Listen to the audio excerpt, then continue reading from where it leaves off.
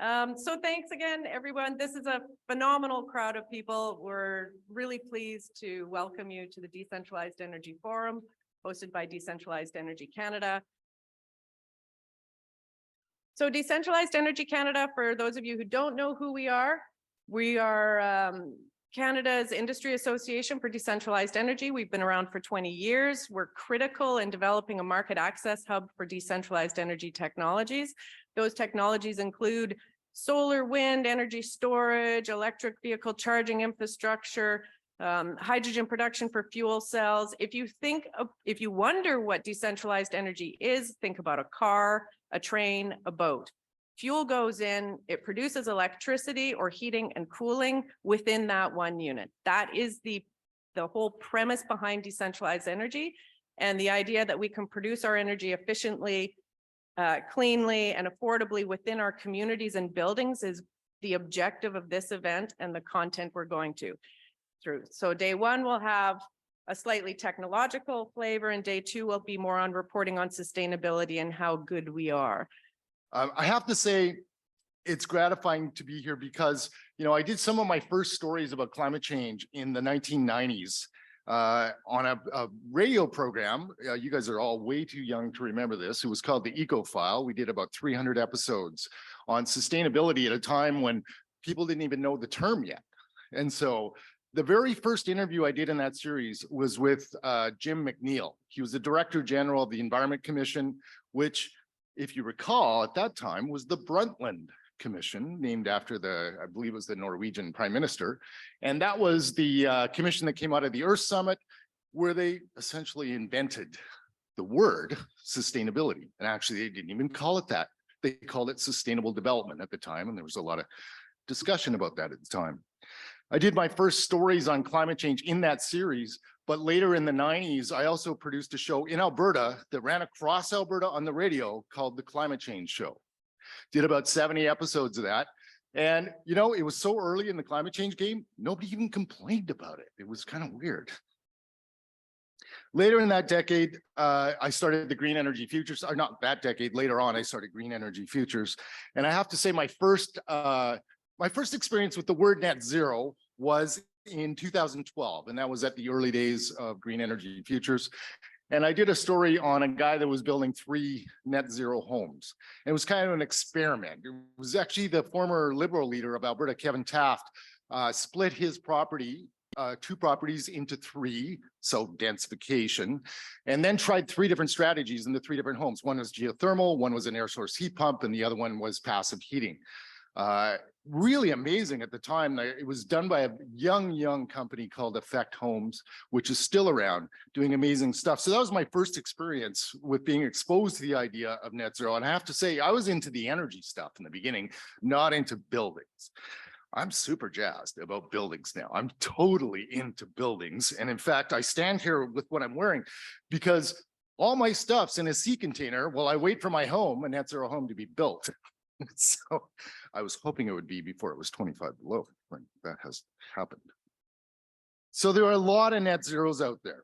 And, I just before I wind up, the most exciting net zeros, I think, are when I see a company like Capital Power, that now has a goal of net zero. That I really get jazzed about that. I mean, Capital Power, let's face it, they were the king of coal, basically.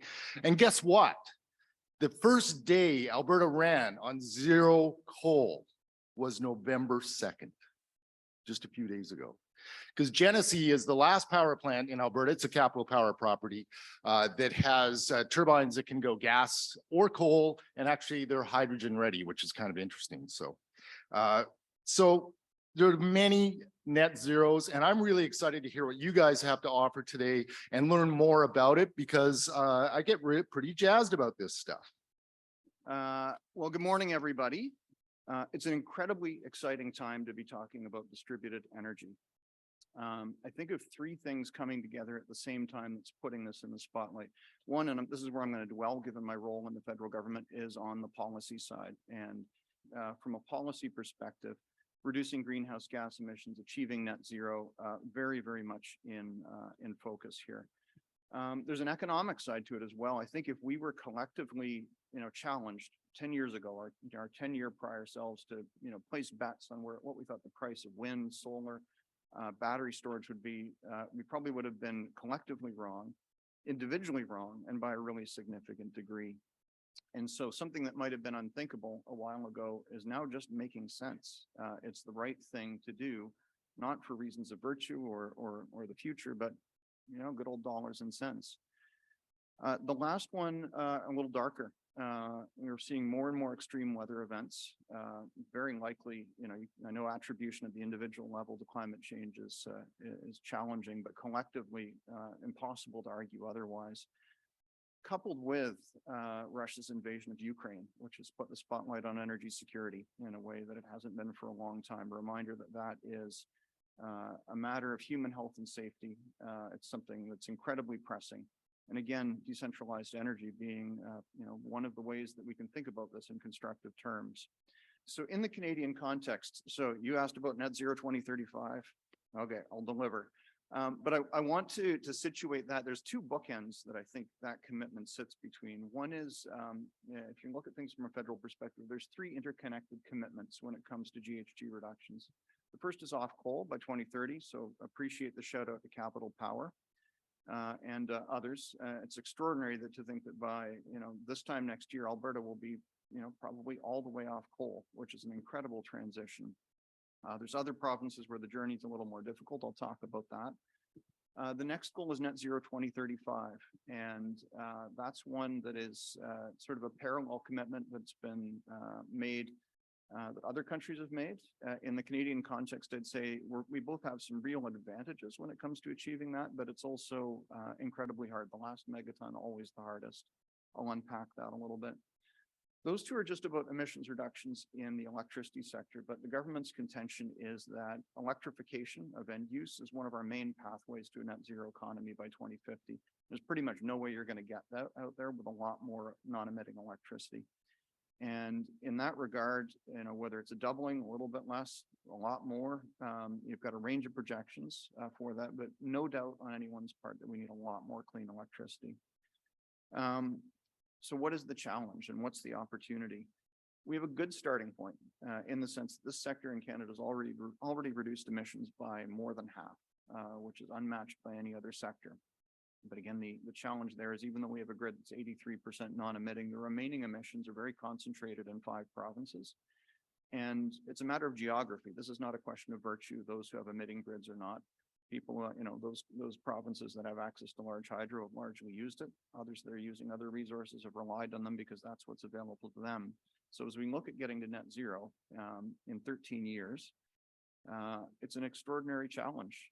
It's one where for anybody who's involved in planning in the electricity sector, it's today when you need to be making the decisions, if not yesterday, for the really large projects, whether that's a transmission line, hydro plant, large nuclear. So incredibly difficult to achieve. And so in our context, that means 5 provinces. You've got 2 that are still relying on coal out east, Nova Scotia, New Brunswick. You've got Ontario, which is off coal, but still relies on natural gas to a significant degree. And then Alberta and Saskatchewan in the west, which relied on coal, not for long in the case of Alberta, but natural gas. And so somehow between now and then, moving towards net zero. The net's a really important part of it. Nobody thinks this is something where you're going to achieve physical zero by 2035. And the question, I think, is from a policy perspective, how do you find a regulatory signal that's strong, clear, but also reasonable? Because sustainability and reducing greenhouse gas emissions, that's something that matters year over year. You're running a marathon in that sense. You need to make steady progress. You need to be making commitments that will result in the right infrastructure decisions years down the road. Affordability is something that matters month to month a lot more. That's when Canadians see their power bills. It's certainly a very top of mind issue for people in the current context of high inflation. And in some parts of the country, energy poverty is extraordinarily high. And reliability, though, that's something that would happen in a second. If these lights went out, we wouldn't say, well, we'll just wait a few days for them to come back on. It's something that matters right away. And in some contexts, it's human health and safety immediately, especially northern remote communities where decentralized energy has a really large role to play. So I don't want to tell you, because it wouldn't be true, that there's a sealed envelope where we've got it all figured out in the federal government. This is something where through conversations like the ones that are going to unfold today, we're going to figure out how it happens. I'd say time is not on our side. I think there's a real sense of urgency in the federal government and globally on figuring out how to get our emissions down fast enough, but in a way that's durable, incredibly difficult. So much has changed in terms of the available technologies, their costs, the business models that go with them, that we need to be looking at it with fresh eyes. And when I think of the economies of scale that you can get from bulk electricity generation and long distance transmission, but coupling that with distributed energy resources, it's an incredibly powerful combination. You can have a grid that is cost effective, but more resilient at the same time.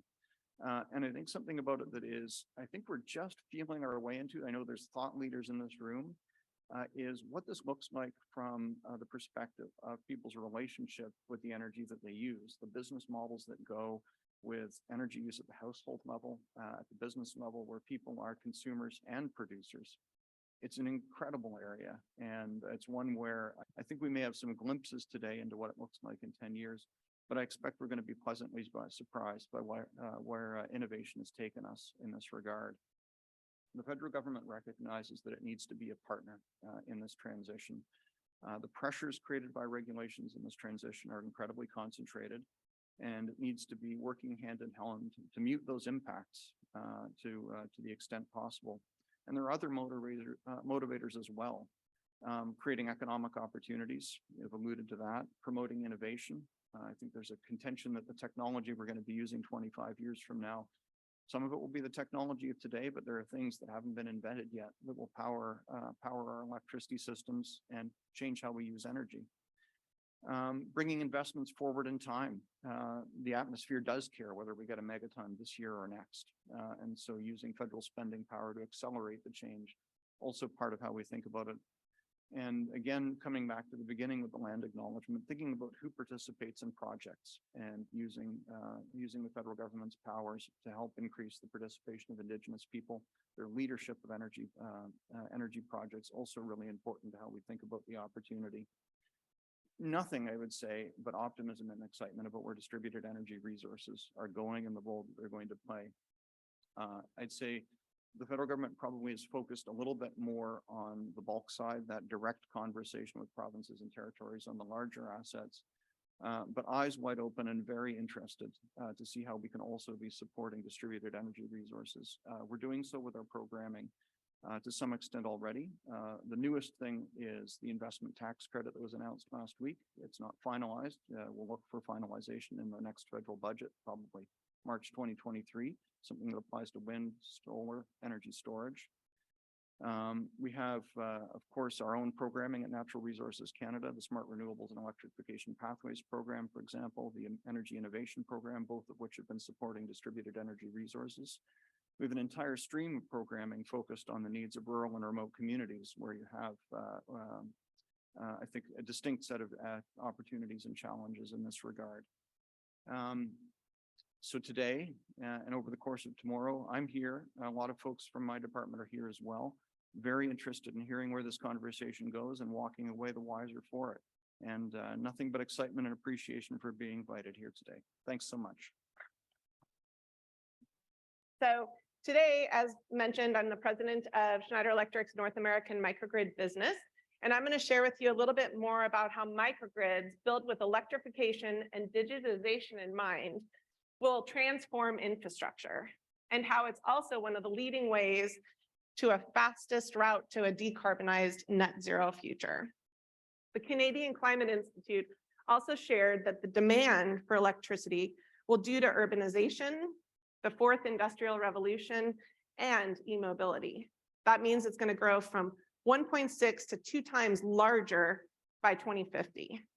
And the increasing electrical generation requirements will be 2.2 to 3.4 times bigger in that same time period. So how is Canada going to meet that need? If there's this new energy landscape that's forming, a new energy user is emerging, and that's the prosumer.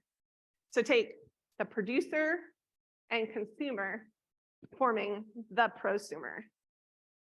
So as electricity is the easiest energy to source locally through distributed energy resources, like we've been speaking about this morning, microgrids are becoming a true foundational element of the prosumer strategy. Localizing energy puts the prosumer in charge of their production so that they can have reliable, efficient, and sustainable electricity on their terms. Prosumers are making this really, really wise choice at the intersection between energy smartly acquired, locally produced, and efficiently consumed to accelerate their business performance. From the US Department of Energy, the definition of a microgrid is a local electrical distribution network with distributed energy resources, generation, storage, and flexible loads interconnected and coordinated by an intelligent management system. A microgrid is providing that decentralized, decarbonized, and digitized alternative. So if we think about the value a microgrid brings, it's really first been about resilience and reliability. And that's been the traditional strength of microgrids in the past. But what we're also seeing now is because of this improving technology and lowered costs and streamlined deployments, energy cost savings and predictability, cost certainty is playing a big part as well. And then, of course, with the addition and the proliferation of solar and clean generation, microgrids are reducing emissions and enhancing sustainability. Really kind of three primary types of microgrids. The first is grid tied, meaning that the microgrid is operating in coordination with the grid and can help customers and those prosumers proactively address their energy cost. The second is really off-grid.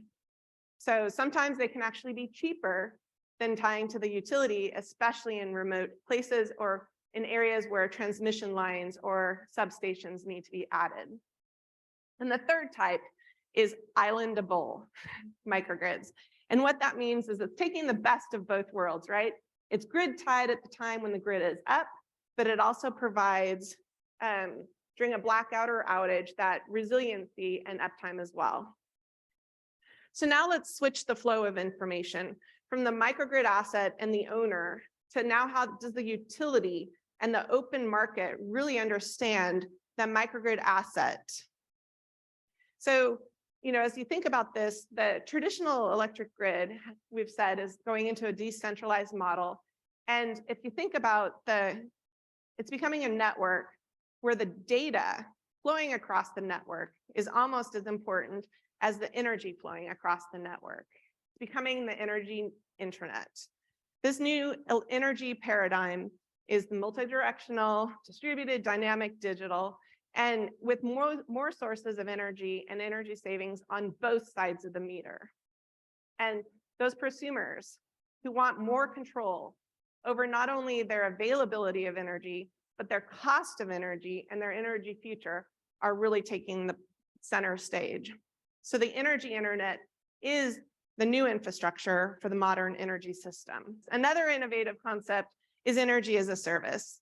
And what that means is you're no longer paying for just the capital cost of the infrastructure, you're paying for the outcomes produced by that energy infrastructure.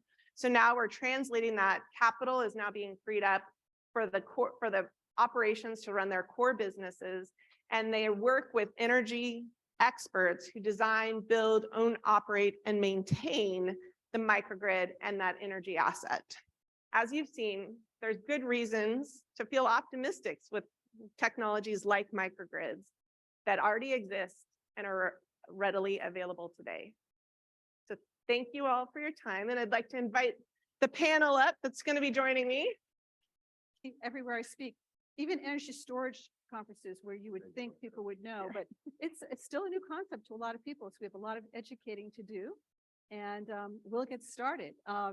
When we start looking at systems holistically, from the moment we wake up in the morning, from what we consume, from the lights we turn on, the water we use, the food we eat, from where that food comes from, we ourselves could be looked at as islands, but yet we're connected.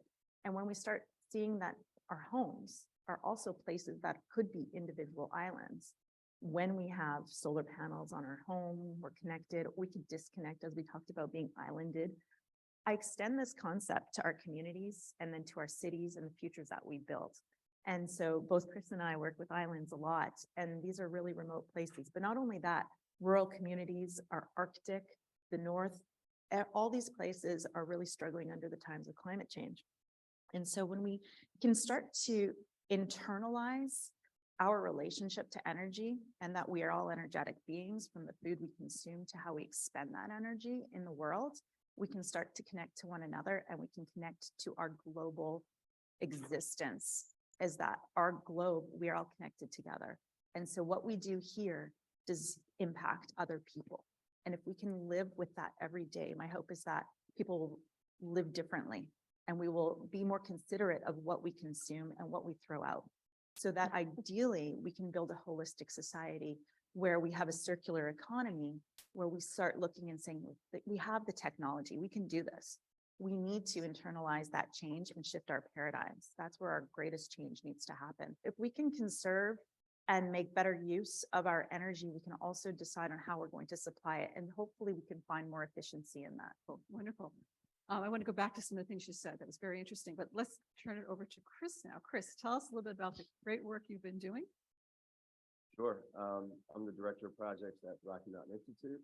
It's a 40-year-old think tank out of Colorado. And, you know, it's really all about free market economics and making things cheaper, cleaner, easier, and more equitable, more sustainable. And it's been a long journey, but I think we're here now from a technological standpoint. If you've been to I don't know if you have Home Depots or Lowe's, but your big hardware box stores, try to find a gas-powered mower or blower or weed eater anymore. I mean, everything is battery. Everything is being electrified, and everything wants to be online. If you go back to Jana's presentation, you know, it's the Internet of Things. All of these are happening. And what's pushing that is how cheap solar and batteries have become. I'm proud to say there are 4 grids now in the Caribbean that are over 90% renewable. And that's not because it's some pledge to the UN. They're over 90% renewable because that's the least cost percentage. And it's pretty amazing. I think a lot of the solar build out happened in a lull between Hurricanes Katrina of 2005 and then the Marias and Irmas of 2017. So that's a lot of solar build out where they were kind of lulled to sleep with what can really happen in the Caribbean. So they were designed into a category 3 or at best category 4. So now at category 5, we've got these resilient structures. Florida's kind of picked up on that. Everybody's heard about Babcock Ranch that survived Hurricane Ian. That's a Florida Power and Light installation where utilities can now get into the game. They can use that solar farm all day, every day for the grid at least cost, right? Cheaper than coal, cheaper than gas. But then if a storm comes through, they can automatic transfer switch, take it off the grid, and just power that community. And I think that's the future. And I think that's what a lot of the speakers have outlined for us today. Very good. So we've thrown a lot at you in the last hour or so. Do you have any questions that we can answer? We have microgrids coming along, just to see where you think it's going in the future, and how maybe they better work together, or you better use that infrastructure that we've invested in. Yeah, so I think that there's a lot of opportunity, and we talked a lot about the grid tied availability, right? So now how do you peak shave? How do you bring costs down and the demand that certain sites and customers need, both saving them energy, but also helping the grid demand as well. So that's a big piece of it from the grid tide. And then as you think about like that requirement, and now shifting again from the utility, looking at all these distributed energy resources, it's about how do we pool these together and really have an energy commerce in a sense of how we handle and work through DERMS, distributed energy management systems, and virtual power plants, as I shared a little bit about during my speech. You want to add, Andrea? I think to the technology point, one of the things as a practicing engineer and having dealt with installing systems, I think one of those things is that we see there's a lag between where there's people who know how to implement these distributed systems and versus these traditional systems. So we need to get education upfront. We need to have standardization, and people need to have the skill sets that's really missing. And so a lot of the times being at the forefront of implementing this technology, the DERs and so on, we find that we're educating the conventional utilities of what to do. And there's sort of this disconnect there. So that's a big part. But also if it's more of a technical question, sometimes we're going to have older technology that has to get brought up to speed to integrate with what we're doing on the new side, like bidirectional meters in homes. Things like this are just starting to change, and not a lot of people have them, but the utility's getting better at that. I just would love to see it leap or sprung was the word earlier, forward. Yeah, a lot more. So that's interesting. So we know that in some ways technology is holding up the progress of microgrids. I mean, we can do them. We know how to do them, but there's some learning to be done, I think, from utilities, as you mentioned. But let's hear a little bit from you all about what role regulation is playing, either spurring or slowing microgrid development. When we first got to the Caribbean, the governments wanted to go to the United Nations and pledge 100%. So the governments were first to say, let's do it.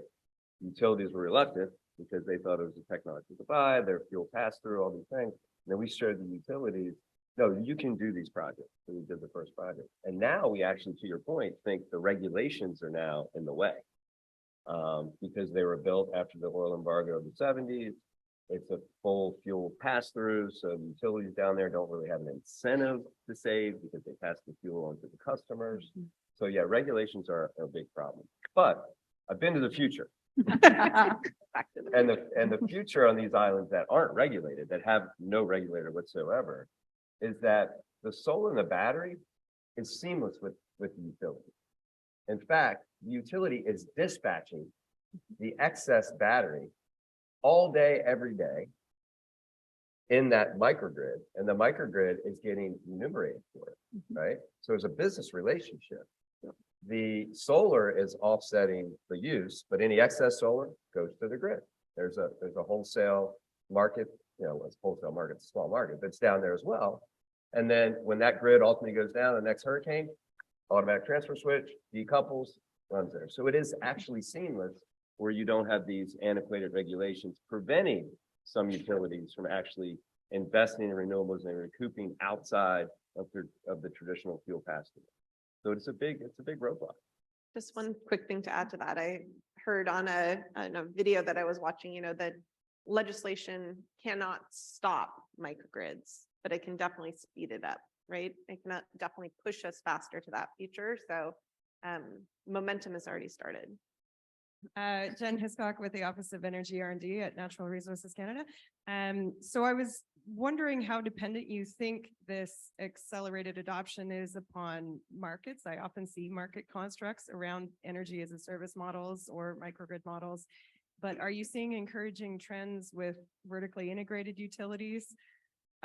Or at the very least, it seems you need like a distribution company that's sensitive to those T&D interfaces, but are you seeing opportunities, I guess, where you have your vertically integrated utilities as well? Well, yeah, all the, I would say most of the utilities in the Caribbean are vertically integrated. And so they're making use cases for batteries and solar almost everywhere.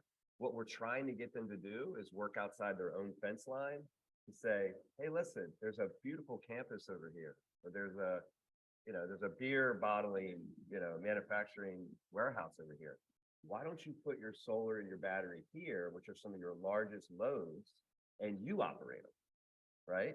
Instead of the company who makes beer, right? We talked about this.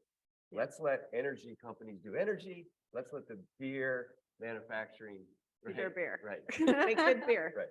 So that is a struggle, but I think that is the future. Getting either utilities or service providers like Schneider outside of their own fence line and on other people's properties and facilities. That's the prosumer type arrangement.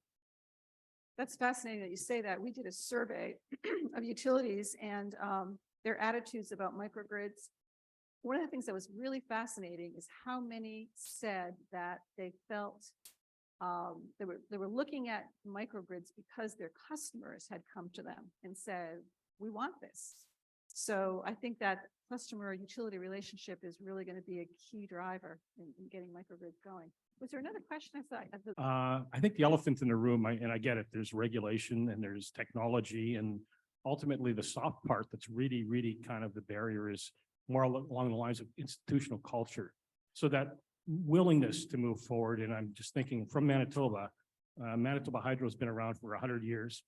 They're not necessarily going to do business in a different way because there's a better way of doing things. They're going to do business because that's the way they normally do it. Is there any comments that the panel can make relating to that? Yes. Okay. First of all, energy is regulated provincially in Canada. So every province is different. So Manitoba has a law, and that law holds Manitoba Hydro as the only one that's allowed to produce and sell electrons. And they're regulated to do it at the cheapest for their consumer. Now, one of the things that's great is that they are changing. They are opening up. There are some things that are maybe moving towards deregulation. We've seen some changes in some of the, it was at the legislature, some of the laws that they're trying to make amendments to enable more flexibility for Manitoba Hydro to offer renewables. That hasn't passed yet. It's only gone through its first reading. So there is some hope. And one of the things is that they are open to learning. They don't know everything. It's possible to do renewables in a monopoly setting, but it's not ideal. So there's hope. And I think one of the biggest drivers is that it's not necessarily coming top down from the utility. It's people who want to make the change. And this goes back to my philosophy, goes back to my TED Talk a couple of years ago called Smart Cities Begin with You. You have to make the change. You have to want to invest in this. We can't wait for the policy or the regulation or any of this. What makes financial sense is important. What are your values? Are your values to live sustainably, to be that role model? Role modeling is essential in this energy transition, and it's essential for our government to role model.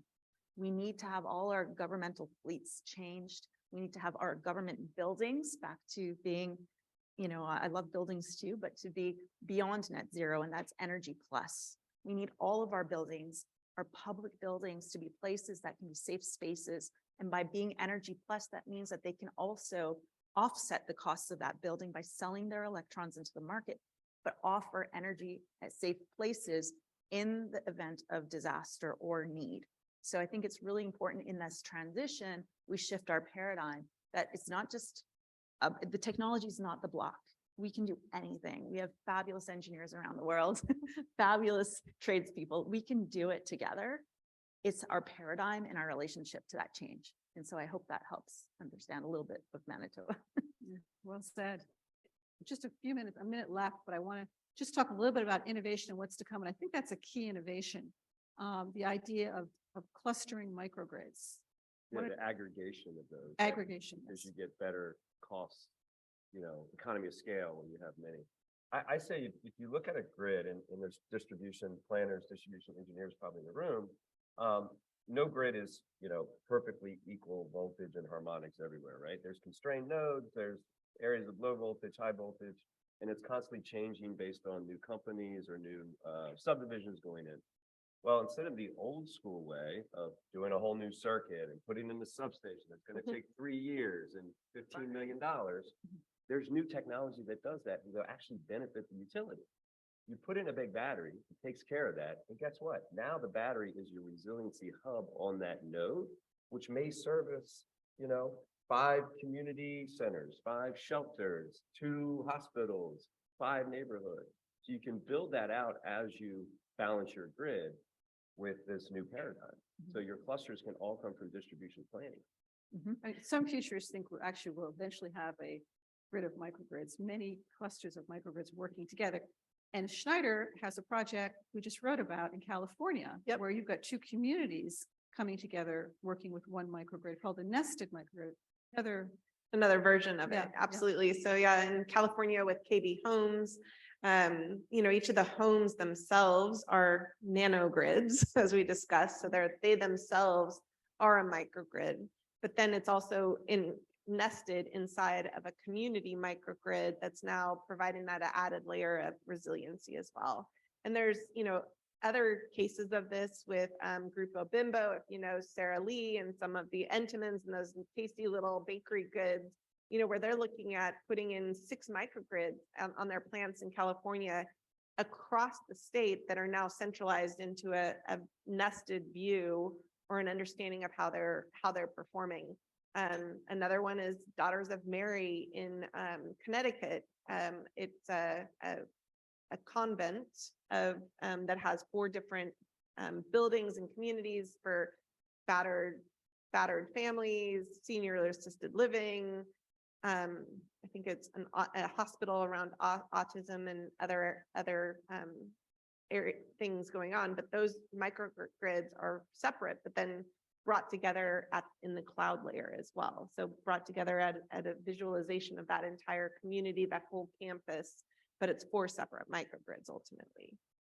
So there's the future. You may be microgrid, but by a grid of microgrids, multiple microgrids. So let's get underway. We're here today to talk about Alberta's net zero advantage.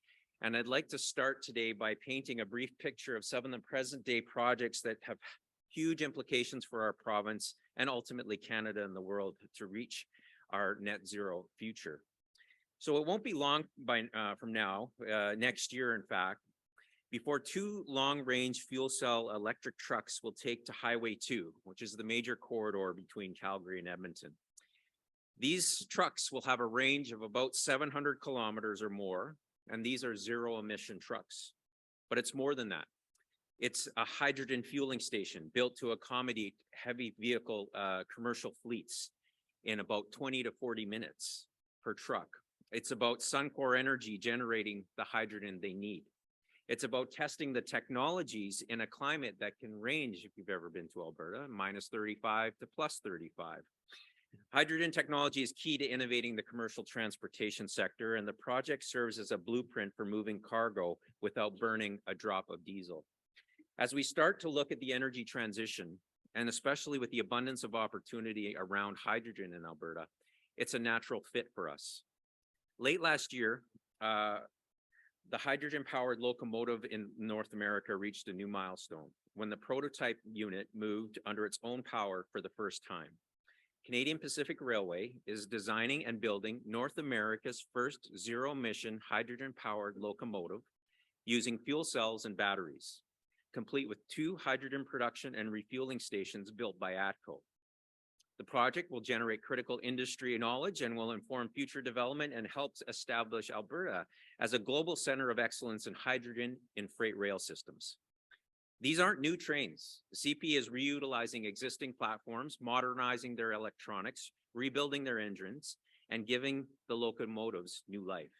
And this is significant if you think of the locomotives in their fleet alone, 30,000 in fact. So they're going from old to new. Decarbonizing transportation, Canada's 2nd largest source of GHG emissions, requires transformational changes in technologies and best practices. These are just 2 specific examples of Alberta leading the way in this space, and each of these projects were in part funded by Emissions Reduction Alberta. Just 5 years ago, wind power accounted for only 9% of Alberta's generation capacity. Today, it marks 22%. Alberta currently ranks 3rd in Canada for solar and wind generation.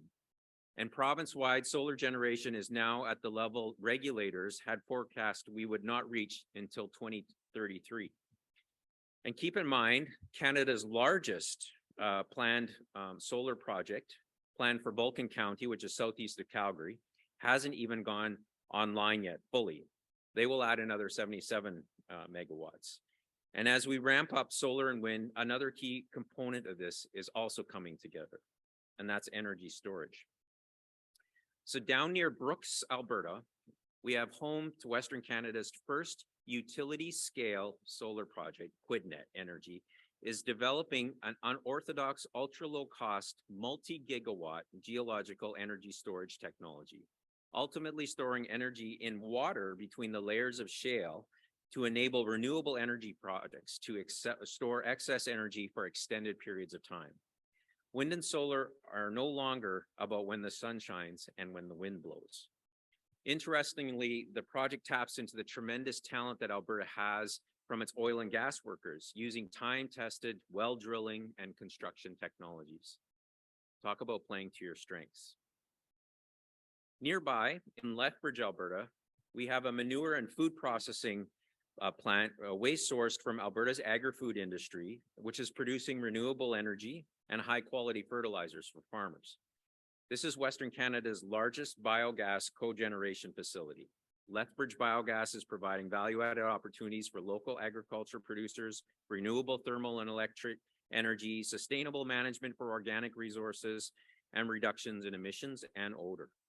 Not only is Alberta the largest contributor to clean tech spending in Canada, it is also Canada's leading jurisdiction for renewable investment. Alberta is foundational to Canada's net zero aspirations. Around the world, corporations and citizens are calling for a net zero future. There is a global rallying cry that has heightened the need to do more. And it's not to say we're not doing anything, it's to say we need to now go at an exponential pace. We can't close the reality of today and our aspirations of what's possible without developing and deploying new technologies that will both manage our emissions and create value in our economy. And we cannot close that gap without working together.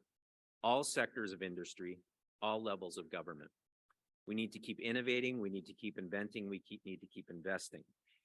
And we need to learn from one another about what works and what doesn't. So a big piece of Alberta's clean tech success dates back to 2007, when the province became the first jurisdiction in Canada to regulate and put a price on carbon, one of the first jurisdictions in North America. Well, it's evolved over the years and across different governments of different stripes. That price of carbon continues today. And in fact, Emissions Reduction Alberta, the organization I'm proud to lead, is one of the key delivery agents for those funds, helping innovators develop and demonstrate Alberta-based technologies that lower emissions and costs.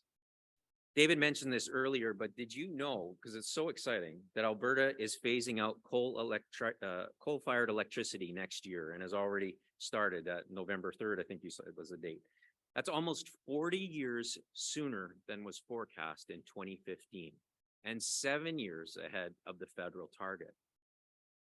This is a huge shift. And why was it accomplished? It was accomplished by industry and government working together and effective policy being put in place and effective carbon markets being developed. It's demonstration in action of our aspirations.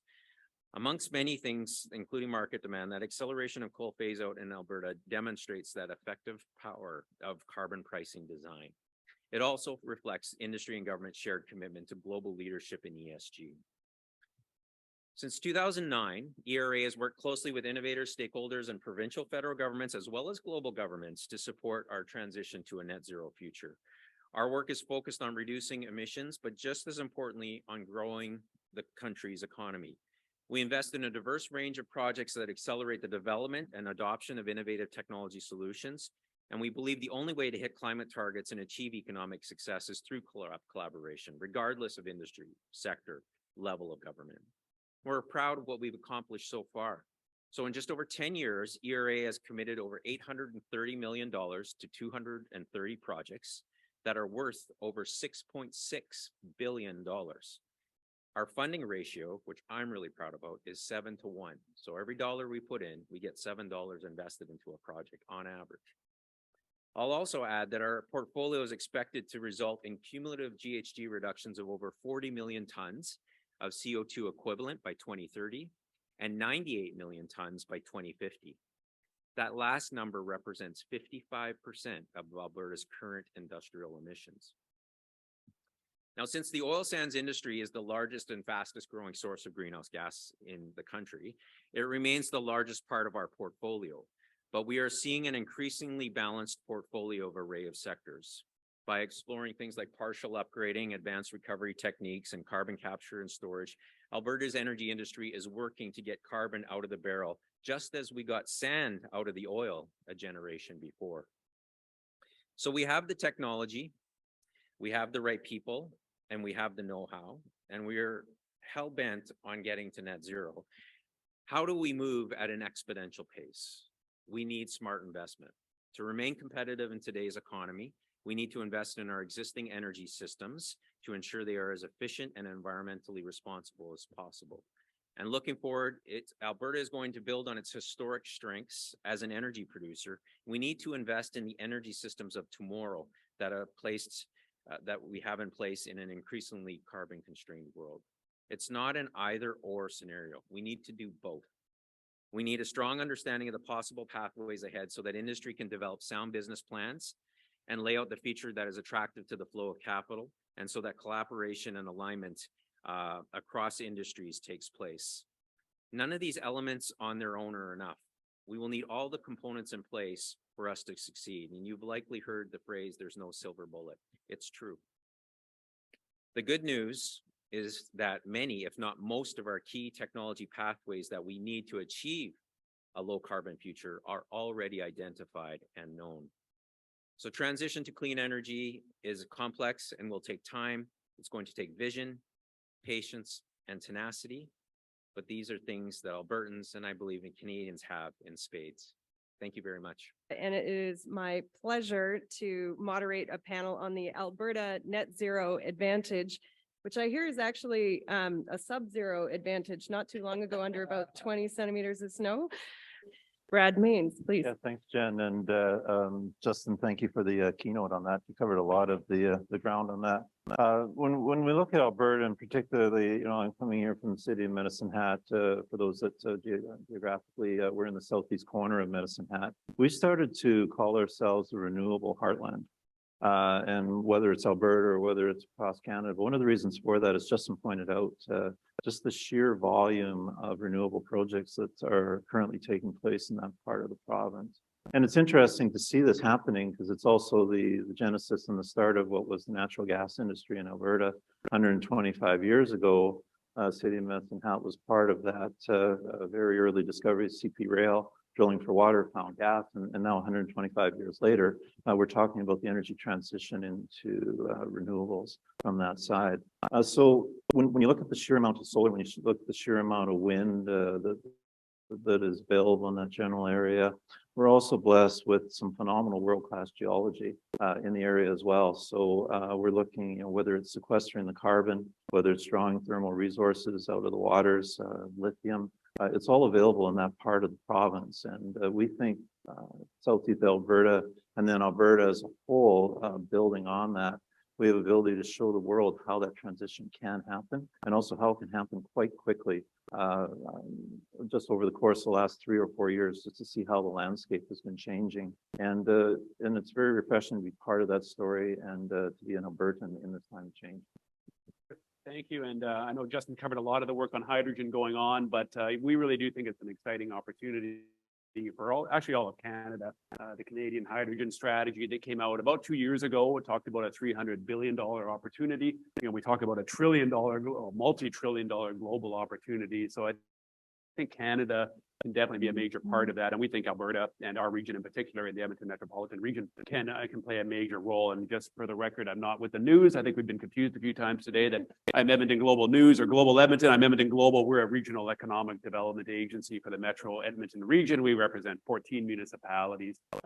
We have a footprint that's about 9,000 square kilometers, and about 1/3 of the Alberta GDP really falls within our region. And we are the #1 producer of hydrogen today in Canada in the Edmonton region, in what we call often our industrial heartland. And traditionally that's been, I guess the gray hydrogen, if we're using colors. We try not to use colors, but just from natural gas. But more recently, projects like Shell Quest producing hydrogen with CCS technologies. It's been operational now for over 7 years, putting 1 million tons of CO2 into a very deep, safe store formation for 7 years now, and other projects now moving forward. And I guess the key message there is we're continuing to improve, and it's really so we can scale hydrogen production in our region. We really don't have a major problem producing large amounts of hydrogen, and now virtually net zero hydrogen. The project that Justin mentioned is indeed really the world's first net zero large scale hydrogen production facility. We're capturing over 95% of the CO2 associated with that production of hydrogen and making some really innovative internal uses for that remaining 5%. So really showing this evolution that we can produce it in a very environmentally friendly way, consistent with our net zero goals. But the key now is what do we do with the hydrogen beyond those major industrial uses that's been, historically how Canada's been using hydrogen for transportation, for the bus pilot projects, the truck pilot projects, the rail, planes, trains, automobiles, and so on. Aviation, we have a net zero airport in Edmonton that has a goal under the climate pledge of net zero greenhouse gas emissions by 2040. So hydrogen's a major part of their activities. So we're really excited to be a partner in the Edmonton region hydrogen hub. So happy to speak more about this throughout the rest of this panel or throughout the rest of the day. I was really inspired back a few years ago. I was working with Suncor Energy, and actually one of the projects that Justin showed on the screen was a carbon capture project in Alberta. And we're getting good at capturing the carbon. And the big question was, well, what do we do with it when we got it captured? We can stick it underground, and okay, you can do that. But we thought maybe there's something good you can do with it. Through a whole bunch of work I was doing on that, it got pointed out to me by a pretty smart professor from the University of Alberta that he said, if you're going to do something with carbon, when you capture the carbon dioxide, you need to let the plant do the work for you, because they'll reconstitute it back into a more usable chain. That's when I got involved with the greenhouse. So I was in natural gas development, power generation, and we partnered with the DEF greenhouses, which is now the second largest greenhouse in Alberta, producing commercial vegetables. Interestingly, for commercial production of things like peppers and lettuce and cucumbers, they require a carbon dioxide concentration 2 to 3 times what we have in our atmosphere. So they love our carbon dioxide. So it basically gives us the opportunity to generate electricity using a fossil fuel, but our waste byproducts being heat and carbon dioxide are used for something useful. If you can go to the next slide, please. So this is a commercial scale greenhouse. It's 26 acres, and the green building there, that's our cogeneration. So we're using natural gas. There's a gas well actually right on our site, and we have about 100 gas wells surrounding it. We bring the gas directly in there. We combust it to make electricity, heat, and carbon dioxide. The electricity, some of it goes to make the peppers. A bunch of it goes out to the grid, but the greenhouse absorbs the carbon dioxide and it absorbs our co-produced heat. So it's a way that we can make electricity for the grid with the greenhouse being our sink for our waste products. And this is an example. This is what's so exciting about it is it's using carbon dioxide for something good and something that we need, food security, all that kind of stuff. The next step we're doing here is the greenhouse doesn't need all of our waste heat in the summertime. It actually needs all of our CO2. In the summertime, the greenhouse just screams out. They said, just make all the CO2 you can manage to make, because they just absorb it, but they don't need all our heat. So what initiative we're doing, and the ERA is helping us with that, is we're gonna, when we pull natural gas out of the ground, out of our wells, there's always some water that comes with it, but it's also considered a waste product. We're going to use our waste heat to distill that co-produced water. We're going to have distilled water, which then becomes a feedstock for the greenhouse. So we don't have to rely as much on rivers and lakes and so on. We can, and again, we're trying to take the carbon issue and we're trying to make it valuable in a whole bunch of scenarios. Spoke by example into what Alberta's natural strengths are when planning for a net zero future, but I was wondering if I could probe on a couple of things just a little bit more. Maybe Brent, starting with you, there's that adage that's out there, right?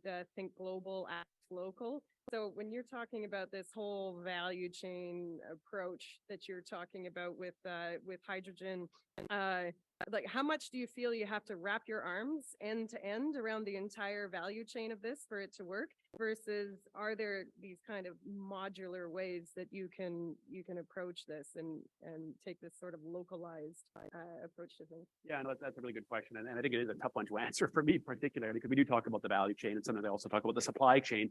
So, we look at, I mentioned already, we need to move the hydrogen from being able to produce it very cheaply. We're actually one of the lowest cost producers in the world. Canada is, and particularly our region, because of the low cost available natural gas and the CO2 storage capabilities. So that allows us to really be seen to be a location that can produce, massive scale of hydrogen, net zero hydrogen. But we also have other types of hydrogen that can be produced as well, whether it's from renewable energy, from advanced methane pyrolysis technologies. So we're going to see all of that take place, but we need to get that infrastructure in place to really build out that value chain. So I'll use couple examples. I mean, pipelines, we think that's really critical to get large amounts of hydrogen into the hands of those end users, whether it's the transportation sector, whether it's the building sector ultimately, and even the export markets. But, there's some, challenges about moving hydrogen in the form of, in pipelines, but we have all this pipeline expertise in our region, in Edmonton and Calgary and Alberta and elsewhere. So, how do we actually make sure we've got the skill sets, the companies that can pursue these opportunities? So that's actually what I'm most excited about. We can take our oil and gas workforce, understand, what needs to pivot towards the hydrogen economy, who are all of our supply chain companies that play a major role, because as much as we talk about these major players, they all have their own supply chains of, hundreds of companies. So we have many of those in our region, but we want to make sure they're ready to go for this huge opportunity. So that's kind of what excites me. So how do we build out that whole ecosystem of companies in Canada, certainly in my region, in the Edmonton region, around doing that? So I think that's what we want to be doing. And then that will also support those more, distributed solutions as well, which are also going to happen. I think Justin mentioned the CP Rail project. I mean, I think the hydrogen production will be a renewable based form of hydrogen production that will be more distributed. And once that takes place for these pilot projects, you're going to move these systems around to other parts of the province as well. So it does really support that distributed energy system. So I think we need to be, looking at all types of systems as they come in, the distributed systems as well as the more centralized systems, because we're going to need all of it if we're going to achieve these targets. What have you. But this whole energy transition that's already underway in the province is proving out that there are a lot of skill sets in Alberta that have been productive for decades in terms of oil and gas. And those skill sets are the skill sets we need in order to move the hydrogen economy, move the carbon capture sequestration, and so forth. But it's not one for one. We're seeing a lot of our oil and gas workers move into the digital economy, and we're seeing our tech sector take off, for instance, right now, not just in energy, but in a variety of different areas.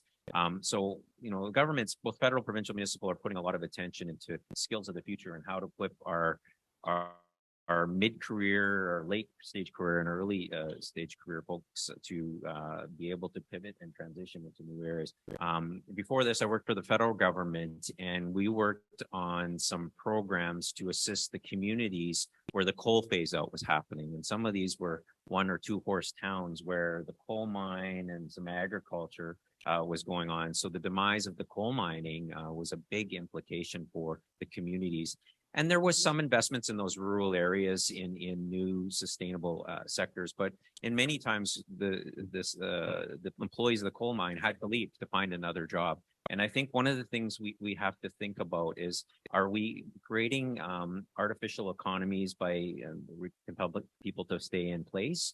Or do we focus in on investments where there's real economic opportunity into the future?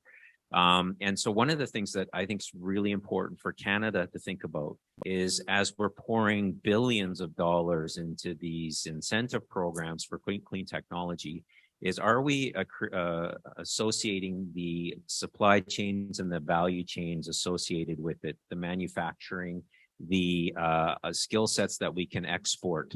Alberta has a bit of a head start right now in CCS and hydrogen, but we're going to lose it very, very quickly as the U.S. has implemented the Inflation Reduction Act, and is their entrepreneurial nature down there is just going to take off.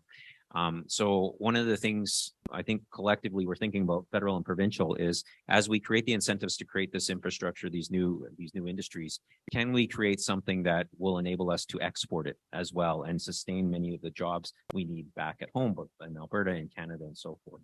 And I don't know if we're quite there yet. There's a lot of work to be done. During other Brad, if you can talk a little bit about like how you're able to align these efforts from the municipal level. Did you have like a municipal strategy for net zero or anything that started to realize a lot of what you've done? Yeah, Vincent, yeah, it's an interesting business to try and run an energy transition in the municipal structure. It's just so foreign to the two concepts, but the city's been doing it quite well for the last 125 years, and there's a lot of trust that's put in us by we have 65,000 shareholders basically, and many of them are really just saying, just help us along. They want this transition to happen. Many of them and their families did suffer significantly through the oil and gas slowdown over the last 5, 6, 7, 8 years. But I think it was the true resilience of Albertans where they said, we realize the world is changing. We're done fighting. We have to start working together. And with that, I found leading the energy group, I found a very spirit of collaboration. Whether it was right from those residents through to our workforce and then through to our municipal leadership as well. They want this to happen. They believe this is the future. The economic sustainability of the city, of the province is very much dependent on a decarbonization transition. So I think in a way, though, we also have an opportunity to do things a little bit differently as a municipality. We're ring fenced, which just from that term, we have a couple of exemptions from the province that allow us to basically do, I don't want to say what we want because there's lots of rules to follow, but behind that ring fence. So we see the opportunity in the energy transition to pilot a lot of, whether it's microgrids or some of these energy technologies within and behind that ring fence successfully, and then allow that to be exported and transitioned into a much different world, broader in Alberta, North America, and globally. So in a way, it's a bit of a burden because the decision making is a little bit different, but there's a lot of advantages that come with it as well. So I believe Medicine Hat and the province of Alberta will lead this transition through that. And we're just trying to get everything aligned and improve things in a modest scale. We're going to kind of let the scale up worry about itself once we get it working in a reasonable scale. And everything we do, it's got to have a few components to it, right? You got to be doing the right thing for the environment, but you also have to make money in your business, and those two have to go together. At least our perspective. Right. Just one example, because the peppers are still showing up here on the screen. I think Andrea from our prior panel mentioned that food is energy, and it is, right? There's being energy stored in those peppers right now that we would consume. But kind of a neat thing that ties in with the microgrid and the decentralization, which we're talking about today, is this greenhouse, for 26 acres of peppers. So we're making, 5-10 megawatts of electricity to light them in the dark. When the bigger grid needs power, when we're short power, we can shut the lights off to our greenhouse because these peppers can hang out for a day or two and they just won't grow as fast, but it doesn't harm them. We can push all our power to the grid. So it's an interesting way that those peppers actually create a resiliency in our grid. And if we had a whole bunch of greenhouses around doing this, they could all do the same thing. The audience has any questions about the Alberta Advantage? We're happy to entertain some. I mean, maybe different types of energy security. So, I mean, I've just been around the world actually in a few conferences to really talk a bit about what's going on in our region, to oil and gas conferences in the Middle East, for example, and also in Europe. And obviously in Europe, energy security is a major concern. We do like to think, when I talked about the $100 billion economic opportunity for Canada, I might have said 300, about half of that is actually potentially associated with being able to export hydrogen to other parts of the world. So Japan's got a very strong interest in using hydrogen to replace its coal and nuclear fleets for power generation. Korea, California, and obviously Europe. So, I think we can play a major role in energy security, that macro level. But again, I think we need to look at what strategic investments do we need to make to allow us to get some of these very low cost resources that we have, at least in Alberta, to Asian markets and, ideally European markets. I know that's a little more challenging as we move things around, but what do we need to do at our ports? What's the infrastructure, the storage infrastructure required? So I think that's an important conversation we need to be having. Yeah. And I think too, Jen, on that side, the education that we can bring to the globe as world leaders in the energy transition is also really important. It goes to the energy security as well on that side. Since we announced our carbon capture ambitions as a municipality, we've been overwhelmed with phone calls coming in from other municipalities around the globe saying, we can't wait to hear about that and how that's going to work. So I think by taking what we've learned and sharing it, I think we'll be helping the world even further on that side, as opposed to just providing raw energy, just providing that knowledge. This worked, this didn't work. This was the safest way to do it. I think we can help out very, very much there, Albertans and as Canadians. Yeah, I mean, that's going to be pretty critical because I was just at a presentation the other week where they said, here's the makeup of Canada's economy now. And this is what demand for that looks like in 2050. And it doesn't look good. We're very, oil and gas dependent on the traditional architecture of it all. So not only do we have to figure out how to get to net zero by 2050, which is going to be tough, but actually we have to find a way to not cripple the economy and be able to replace those revenues we've become so dependent on. And it makes sense to turn to the folks who've been so used to sustaining that for the country. So thank you. And thank you for also solving the problem that's been created. That's great.